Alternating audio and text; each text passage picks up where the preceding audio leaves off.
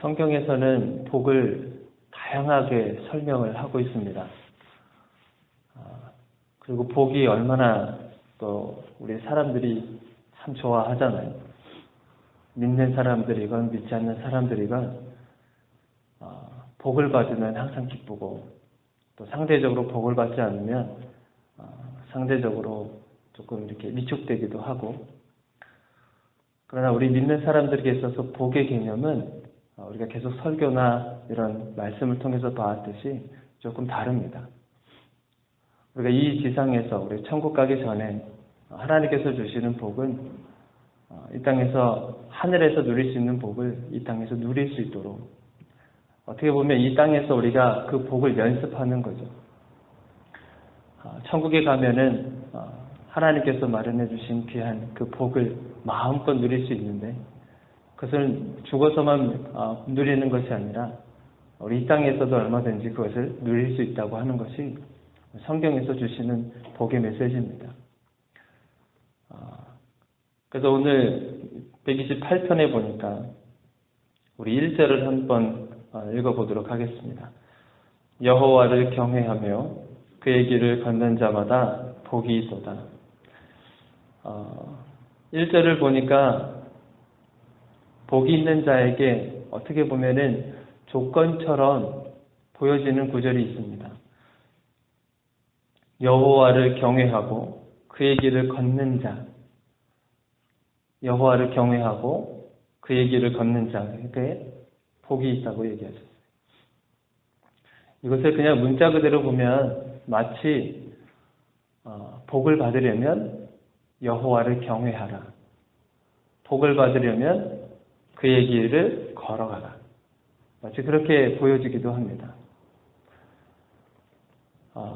그러나 우리가 성경을 조금만 더 돌아보면 우리가 시편 1편에 있는 말씀 한번 보시겠습니까? 시편 1편. 시편 1편에도 보면 복에 대해서 얘기하고 있습니다. 시편 1편 1절 우리 함께 읽겠습니다. 복 있는 사람은 악인들의 꾀를 따르지 아니하며 죄인들의 길에 서지 아니하며 오만한 자들의 자리에 앉지 아니하고. 그러니까 복 있는 사람은 악인들의 꾀를 따르지 않는다 그러고, 죄인들의 길에 서지 않는다고 하며 오만한 자들의 자리에 앉지 않는다고 했어요. 시편 1편의 말씀에서 보면 악인들의 꾀를 따르지 않으면 복 있는 거라고 했습니까? 죄인들의 길에 서지 않으면 복 있는 거라고 했나요? 오만한 자들의 자리에 앉지 않으면 복을 받는다고 했나요? 복이 있는 사람이 먼저예요. 그러니까 복을 받았기 때문에 악인들의 꾀를 따르지 않게 되는 거고요. 복을 받았기 때문에 죄인들에게 길에 서지 않는 거죠. 복을 받았기 때문에 오만한 자들의 자리에 앉지 않는 겁니다. 만약에 이거를 조건부적으로 생각을 하게 된다면 우리는 행위로 복을 받는 것처럼 여겨지게 돼요.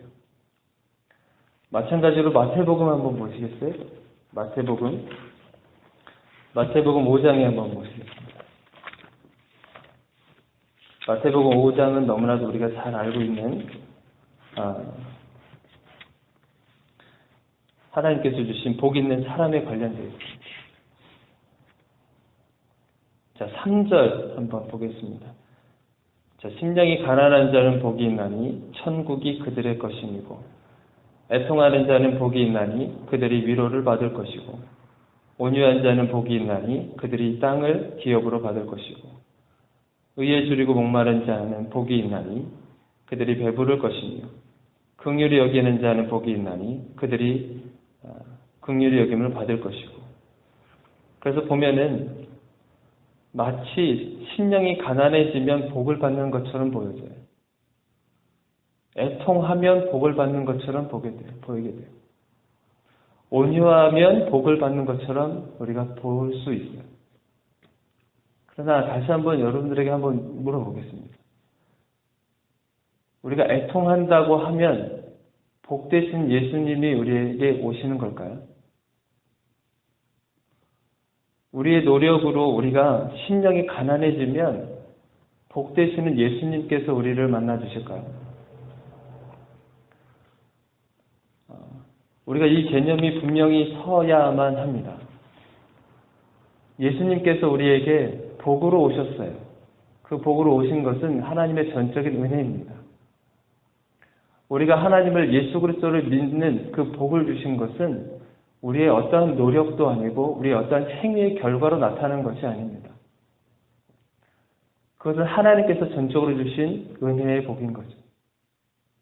그래서 그 은혜의 복을 받았기 때문에 그 결과로서 나타나는 행동들이 우리 성경에 기록되어 있는 겁니다. 우리가 은혜를 받았고 우리가 복을 받았기 때문에 자연스럽게 나타나는 행동의 결과가 여호와를 경외하는 거예요. 오늘 128편에도 보니까 여호와를 경외한다고 그랬어요. 이것은 우리가 복을 받았다는 증거입니다. 우리가 하나님 앞에 나와서 그리고 예배하고 기도하고 하는 것은 우리가 복을 받았기 때문에 그런 겁니다. 예수 그리스도의 복을 받았기 때문에 우리가 자연스럽게 나타나는 행동의 결과가 우리의 예배고 또한 기도하며 그리고 여호와를 자연스럽게 경외하게 되는 거예요. 만약에 우리 안에 복이 없다면, 만약 우리 안에 예수님의 그 복이 없다면 우리가 죄를 졌을 때 하나님 앞에 어떤 범죄함을 행했을 때 우리 마음에 어떠한 행동이 마음에 들까요? 하나님 앞에 죄스러운 마음이 들지 않을까요? 하나님을 알지 못하고 예수 그리스도의 복이 우리 마음 가운데 없으면 우리가 죄를 짓는다 해서 거기에 대해서 아무런 죄책감을 갖지 않습니다. 그럴 수 있어요. 태어날 때부터 정말 선한 마음을 가지고 태어난 사람이면 죄를 지으면 그런 좀 죄책감을 가질 수 있겠죠. 그러나 하나님을 모르고 예수 그리스도의 그 복을 모르는 상태에서 죄를 범하면 보통 사람들은 그 죄책감을 모릅니다. 당연한 것처럼 여기고 관습처럼 여기게 되고 그리고 마치 그렇게 해왔기 때문에 계속 해도 된다라는 느낌을 갖게 돼요. 그러나 하나님을 알고 여호와를 알며 그 하나님을 통해서 하나님으로부터 내려오는 그 복을 가진 자로서는 내가 조금이라도 행동에 어떠한 하나님의 얼굴에 먹칠을 하게 되는 그런 행동을 했었을 때는 자연스럽게 나타나는 것이 하나님 앞에 나와서 회개한다는 거예요. 그래서 여호와를 경외하게 되는 거고 그의 길을 걷게 되는 겁니다. 예수 그리스도의 길은 우리가 너무나 잘 알듯이 십자가의 길이었어요.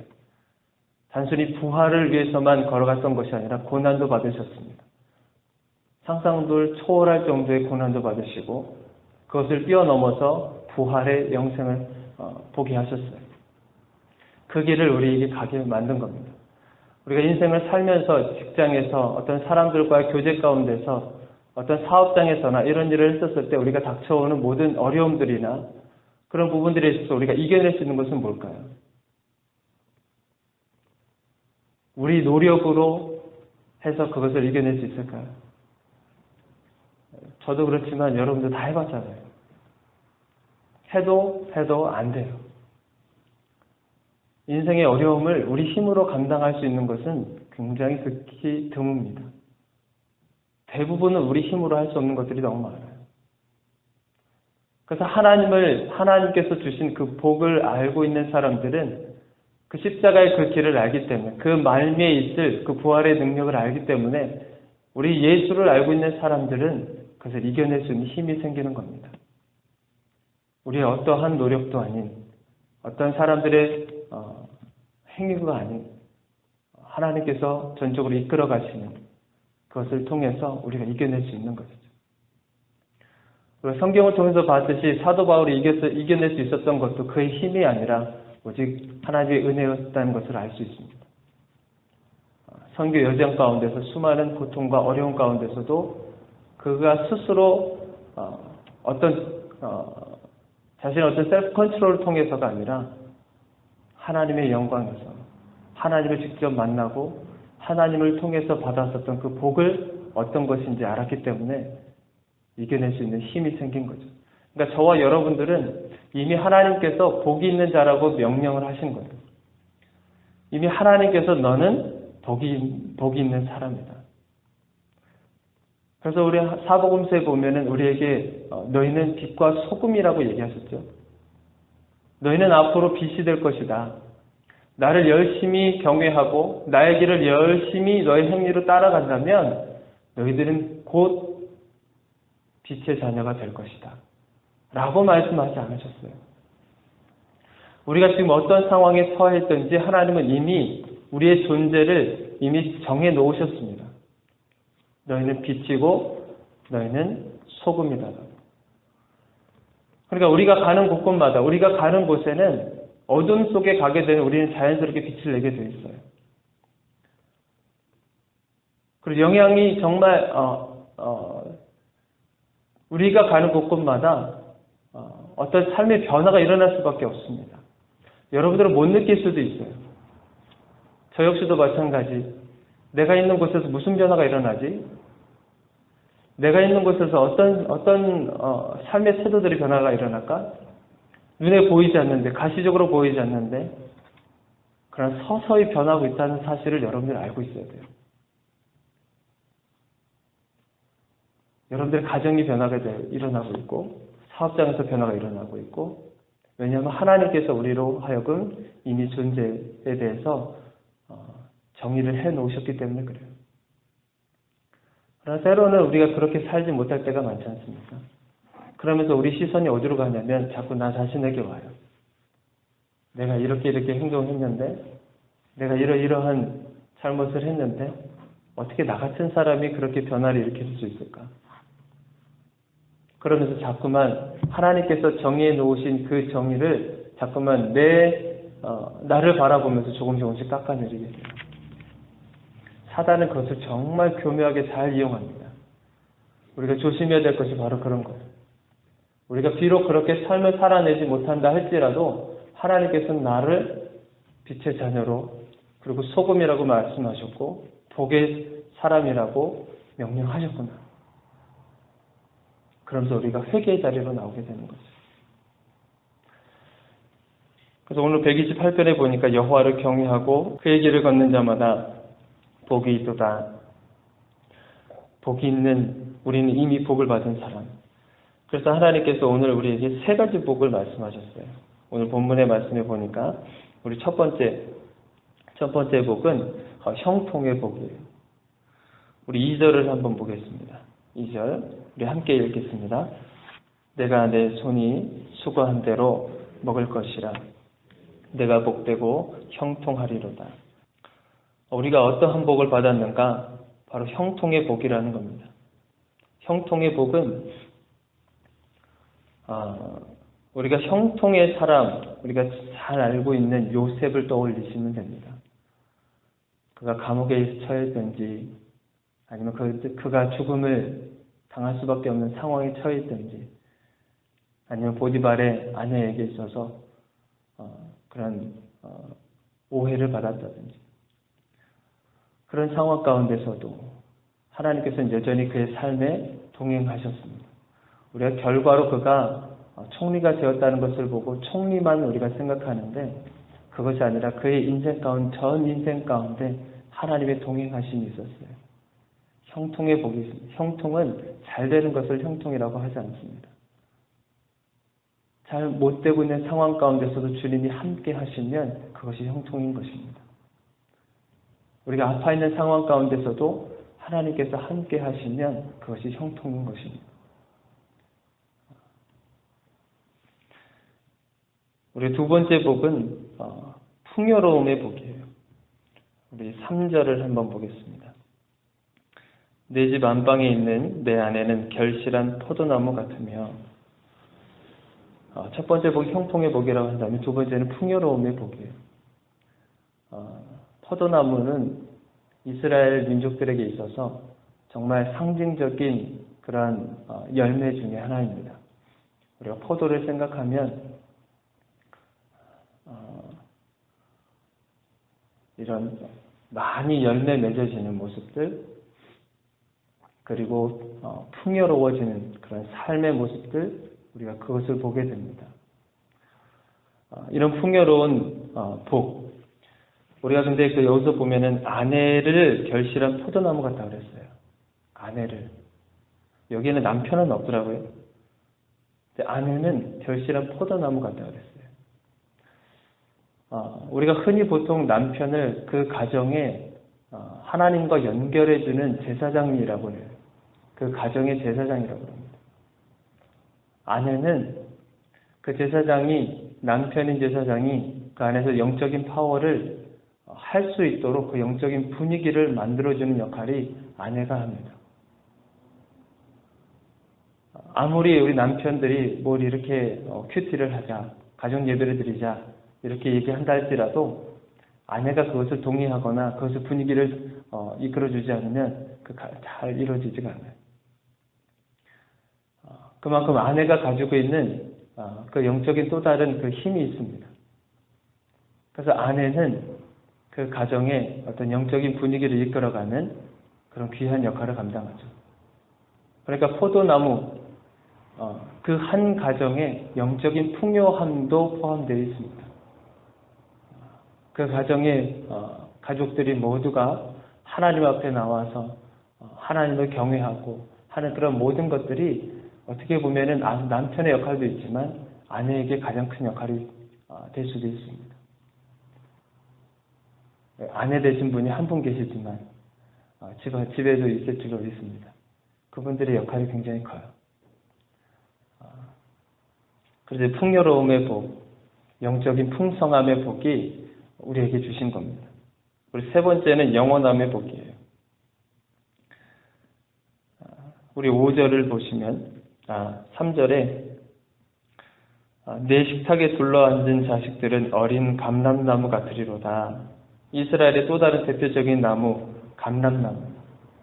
이 감람나무는 그것을 나무를 베어버린다 해도 거기 그루터기가 남으면 거기서 새싹이 다시 돋아나서 또다시 자라납니다. 그리고 또 잘라도 새싹이 돋아납니다. 뿌리 자체를 뽑아버리지 않는 이상 계속 자라나게 됩니다. 그러면서 보면 5절에 보면은 평생의 예루살렘의 번영을 본다고 그랬어요. 평생의 예루살렘의 번영. 그리고 6절에 보면 내 자식이 자식을 본다고 그랬어요. 이것은 연속성을 얘기하는 겁니다. 하나님께서 허락하신 그 복은 계속해서 우리에게 흘러서 영원하게 우리에게 남는다는 거예요. 마치 어린 감람나무가 누군가에 의해서 베어짐을 당한다 할지라도 우리의 삶의 현장 가운데서 어떤 어려움을 통해서 우리의 삶이 반토막 난다 할지라도 우리가 넘어지지 않는 것은 이 영원한 복을 하나님께서 주셨기 때문에 그렇습니다. 그래서 우리가 절대 넘어질 수 없고 우리가 다시 일어날 수 있는 것, 그것이 우리가 복을 받은 사람들이기 때문에 그렇습니다. 저와 여러분은 이미 하나님께서 주신 복을 받은 사람들입니다. 그렇다면 이제는 여러분들 그 복을 누리면서 사시면 돼요. 누리는 방법이 무엇이냐면 다시 1절로 돌아가서 여호와를 경외하는 것이고 그의 길을 걷는 것을 말합니다.